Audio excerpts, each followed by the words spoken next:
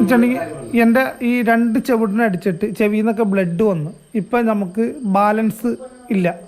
ഇതാണ് കഞ്ചാവ് കേസിൽ ഒന്നാം പ്രതിയാക്കിയ കോടനാട് സ്വദേശി സുനിൽ കുമാർ. ഒപ്പം പ്രതിയേർക്കപ്പെട്ട രഞ്ജിത്തിനുമുണ്ട് ചിലത് പറയാൻ. നമ്മളവിടെ ഇറങ്ങുന്ന സമയത്ത് തന്നെ ഒരു 3 മിനിറ്റ് താമസം വന്നില്ല. അതിന് മുമ്പ് തഹസിൽദാരെ നടത്തി ഒപ്പിട്ട് സാധനമൊക്കെ ഇത് നേരെ വീണ്ടും സ്റ്റേഷനിലേക്ക്.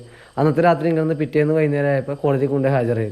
അവിടെ പോണ വഴിക്ക് തന്നെ അവർ നമ്മളോട് പറഞ്ഞു, എന്തെങ്കിലും പറഞ്ഞു കഴിഞ്ഞാൽ നീ തിരിച്ച് ഈ വണ്ടി തന്നെ വരാനുള്ളത്, ഒറ്റയാണ് ഇവിടെ മര്യാദക്ക് കിടക്കൂലാട്ടാന്ന് പറഞ്ഞു. ഇനി നമുക്ക് കേസിലേക്ക് വരാം.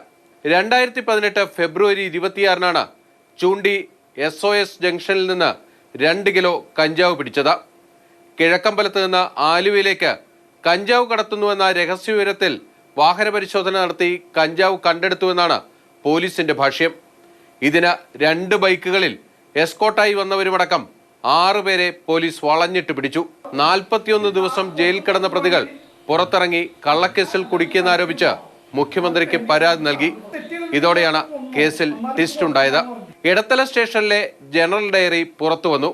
സംഭവ ദിവസം പുലർച്ചെ അന്ന് ആലുവ നർക്കോട്ടിക് സെൽ ASP ആയിരുന്ന സുജിത് ദാസ് സ്റ്റേഷനിൽ നിന്ന് കൂട്ടിക്കൊണ്ടുപോയ പ്രതിയെയാണ് വൈകിട്ട് കഞ്ചാവിന് എസ്കോട്ട് വന്നെന്ന് കേസുണ്ടാക്കി അറസ്റ്റ് ചെയ്തതെന്ന് വ്യക്തമായി. സംഗതി കുഴപ്പമായതോടെ 6 വർഷം കഴിഞ്ഞിട്ടും കേസന്വേഷണം പോലീസ് വലിച്ചു നീട്ടുകയാണ്.